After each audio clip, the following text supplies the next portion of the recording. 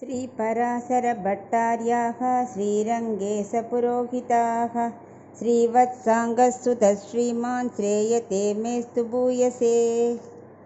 இப்போ ஸ்ரீ விஷ்ணு சஹஸ்ரநாமத்தில் 7வது திருநாமமான பாவகா, அதுக்கு அர்த்தம் பார்க்கலாம்.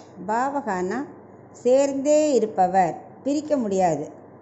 ஜகத்தும் பிரம்மத்தையும் பிரிக்க முடியாது, எல்லாம் சேர்ந்தே இருக்கும். சேத்தனா அச்சேத்தன பொருட்கள் எல்லாம் சேர்ந்தே பகவான்கிட்ட இருக்கும் அப்படின்னு அர்த்தம். இப்போ ரெண்டு இருக்குது, பிரதக்கிருதம் அப்பிரதக்கிருதம்.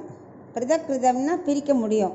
தண்டி புருஷகா, அதாவது ஒரு வயசான முதியவரை கம்போட வராருன்னா அந்த கம்பை நம்மளால் எடுக்க முடியும், அவர் நடக்க முடியும்.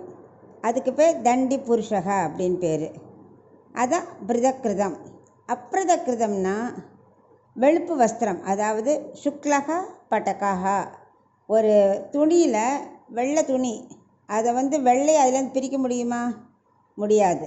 ஸோ பிரிக்கவே முடியாததுக்கு பேர் பாவகா அப்படின்னு அர்த்தம். இப்போ அதுக்கு ஒரு சின்ன கதை பார்க்கலாம். துரியோதனன் எப்போவுமே பாண்டவர்களுக்கு வஞ்சனை பண்ணிகிட்டே இருப்பான். அப்புறம் கடைசியில் என்ன பண்ண, வேறு வழி இல்லாமல் நிலத்தை பிரித்து கொடுக்கும்போது விளைச்சலே வர முடியாத மட்டமான நிலத்தை அவளுக்கு கொடுத்துட்டான்.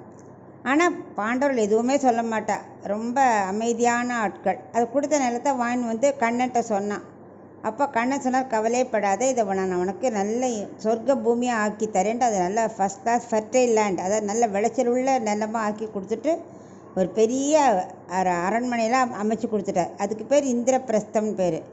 அந்த அழகு பார்த்த உடனே மறுபடியும் துரியோதனுக்கு பொறாமல் வந்துடுது. இவ்வளோ நல்ல இடத்த போய் பாண்டவா வச்சுக்கிறதா அப்படின்னு சொல்லி தான் வாங்கிக்கணும் அப்படிங்கிற உடனே வேணுன்ட்டு மறுபடியும் சூதாட்டத்துக்கு கூட்டு அப்பவும் தோக்கடித்து அந்த இடத்த இந்திரபிரசத்தை எடுத்துன்றான்.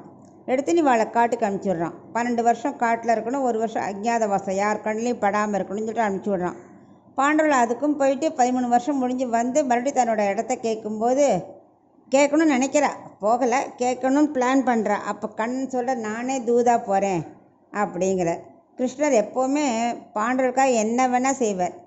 பஞ்சவரை பல வகையில் காத்தார் வந்தார் அப்படின்னு தேசிய பாடியிருக்கார் இல்லையா? அது மாதிரி பாண்டவர்களுக்காக அவர் என்ன வேணால் செய்வார். அவ்வளோ நல்லவாவா. அவர் துரியோதன சபைக்கு வரார்.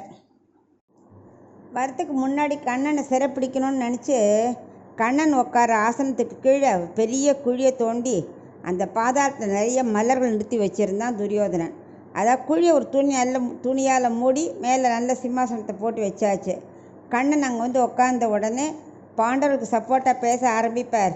அப்போ உடனே என்ன பண்ணணும், அந்த துணியை இழுத்துடணும். மூடி இருக்கிற துணியை இழுத்தா நேர பள்ளத்துக்குள்ளே கண்ணன் போயிடுவார், சேவாலாம் பிடிச்சிருவா அப்படின்னு பிளான் அவனுக்கு. ஆனால் கண்ணன் அது மாதிரி உட்காந்து பாண்டவர்களுக்காக தான் பேச ஆரம்பித்தார். அப்போ பார்த்து துணியை இழுத்தான். அவன் நினச்சின்னு இருக்கான் இப்போ கண்ணன் உள்ளே போயிடுவார்னு. ஆனால் அவர் யார்? ஸ்ரீமன் நாராயணன். அவன் எங்கே புரிஞ்சுட்டான்? விஸ்வரூபம் எடுத்தார். தான் தனி ஆள் நினச்சின்னு இருக்கியா? இப்போ பாரு, என்னையா சிறப்பிடிக்க நினச்ச, நீ யாரெல்லாம் பார்க்கணுன்னு நினைக்கிற பார், எல்லாரும் எனக்குள்ளே பார் அப்படின்னு காமிக்கிறார். அங்கே யாரெல்லாம் இருந்தா? 30 முக்கோடி தேவர்கள், 12 ஆதித்யர்கள், 11 ருத்ரர்கள், 8 வசுக்கள், 2 அஸ்வினி குமாரர்கள், தேவகணங்கள், அசுரர்கள், 7 உலகங்கள், கௌரவர்கள், பாண்டவர்கள். இங்கே இருக்கிறவாள்லாம் அங்கேயும் தெரிகிறா.